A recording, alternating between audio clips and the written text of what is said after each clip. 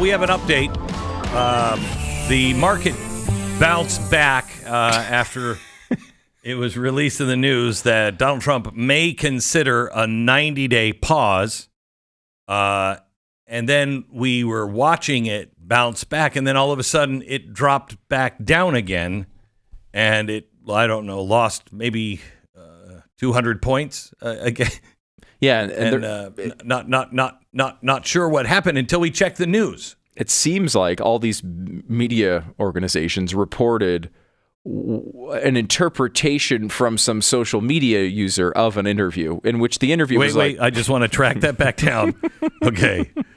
Have an interview with Trump? No. Okay. That's a good question. The interview was with a Trump official. The Trump official, unnamed Trump official, or Trump official? Yeah.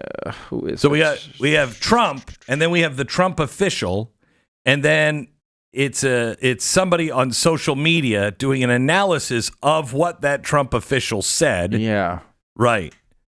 So the media picks up on that. So they're quoting National Economic Council Director Kevin Hassett. Yeah, okay. And basically all he said was like, look, I think he was asked by Brian Kilmeade, would Trump consider a 90-day pause?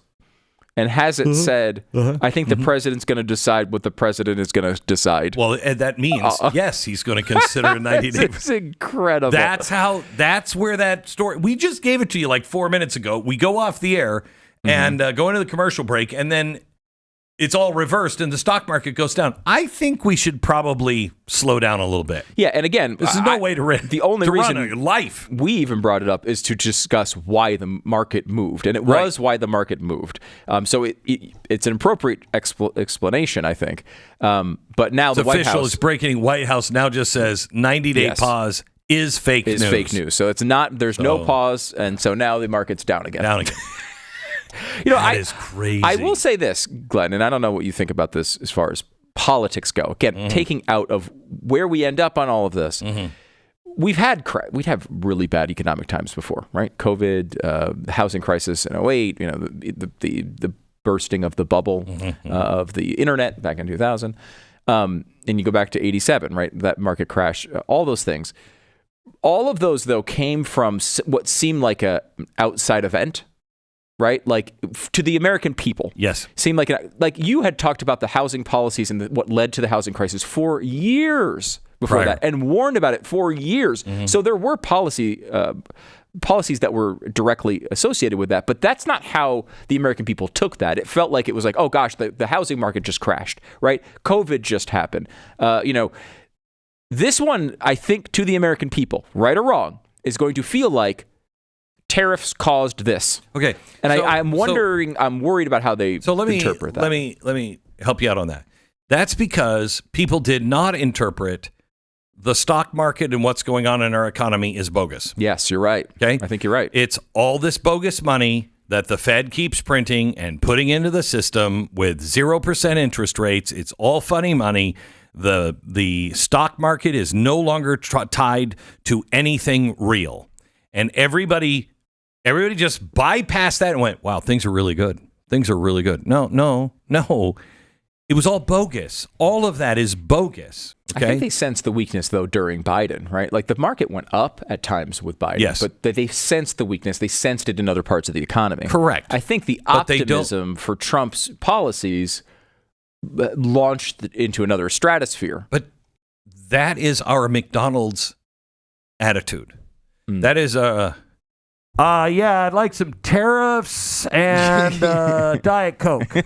I mean, no, it's not a drive-through. You're not going to get it by the time you get up to the window. But I think that's the point I'm bringing up, which is I think that's how a lot of people consume things. Correct. And I don't think that's going to change. Look at what just happened. Stock market. The stock market. People who are supposedly, educated, they turn that thing on a dime. But that's people who are really engaged, right? And they're overreacting to news that they're seeing.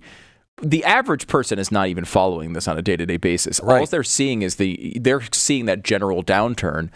And if that continues with them, I wonder if this is going to be seen, if this turns into a recession, which it's not yet, if it turns into a long-term negative consequences, it is a it could be seen as essentially Trump's fault, which means that the entire movement has problems, as opposed to like COVID. What people saw was, okay, China released this virus, or it started in China, it took over everything. No, they blamed it on Trump because the media did. I don't think he took. I mean, I think he won in 2024 because of what people remembered from his economy in 2019. Yes, right. But they when looked it at comes 2020 as some outside thing he couldn't do anything about. Even why did he lose then?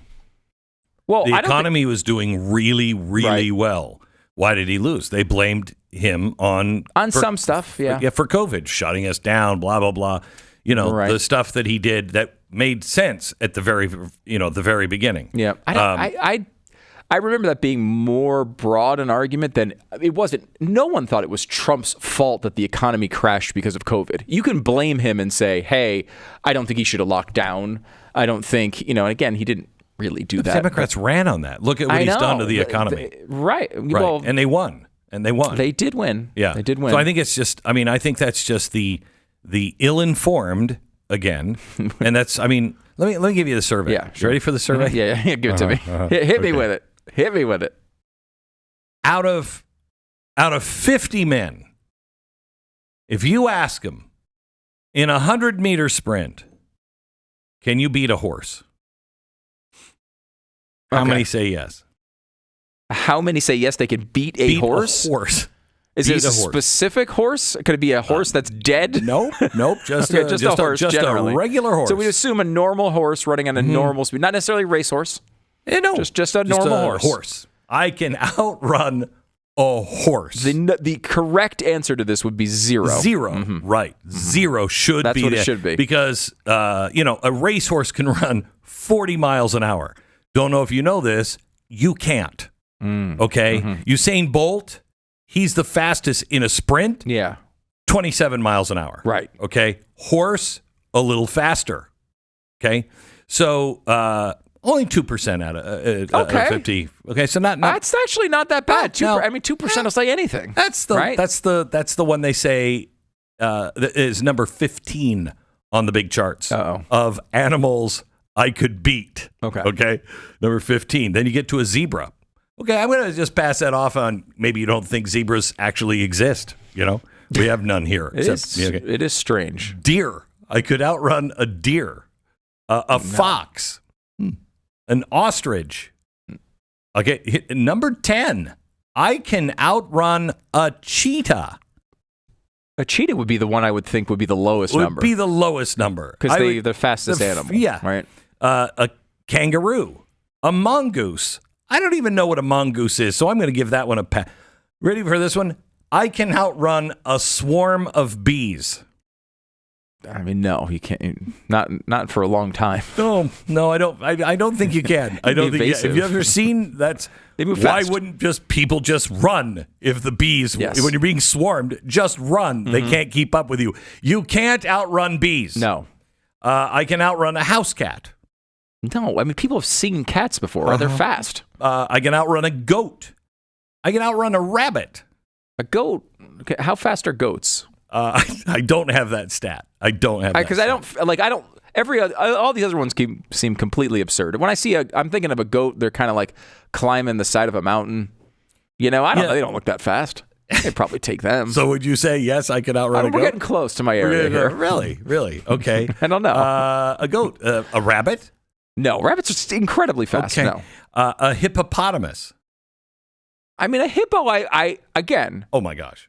I've never raced a hippo myself, but a hippo doesn't seem like a fast animal. They're moving pretty slow. Is it the hippopotamus or the rhinoceros? One of those is the most deadly animal alive. Really? Oh, they're fast and they'll stomp you to death. I thought it was mosquitoes. No. What? Right, mosquitoes, the most deadly animal. Of course not. alive? I can outrun a mosquito. Number 2. Why don't we just tell that to the African nations? Just be like, guys, tell your people to outrun the mosquito. Why don't you run? Number 2, I can outrun an elephant. Yeah, see, like an elephant doesn't look like it moves quickly, but the strides are large. You have to factor that in. I don't have to factor that in. I just know I can't outrun an elephant. They're fast animals. Yeah, but they're an animal. They're a giant animal. So are we. We're all animals. Right. Yeah, not fast. I look. I'm not saying I would say that I could outrun an elephant, but I can understand why someone might say that. Why do you think we invented the gun? Why do you think men invented the gun? We couldn't outrun any of these animals. That's a good point.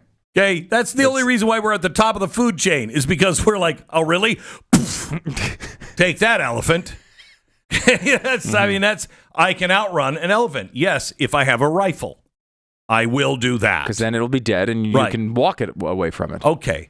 So we have a pretty healthy view of ourselves.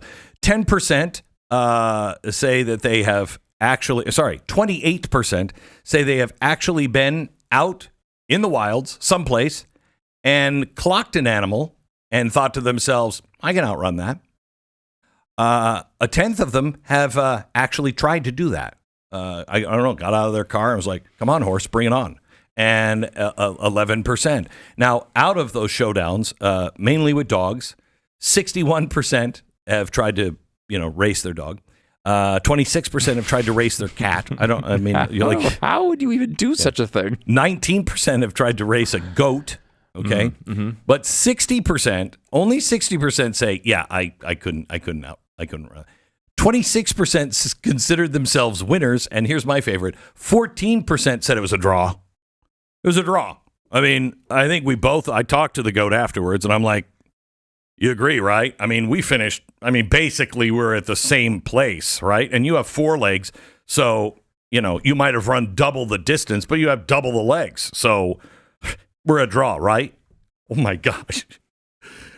I think we're in trouble. 18% say they would back themselves to beat somebody in an arm wrestling match. Only 11% of women. Why? Wait, why would only 11% of women? Women are no different than men. Wait, why?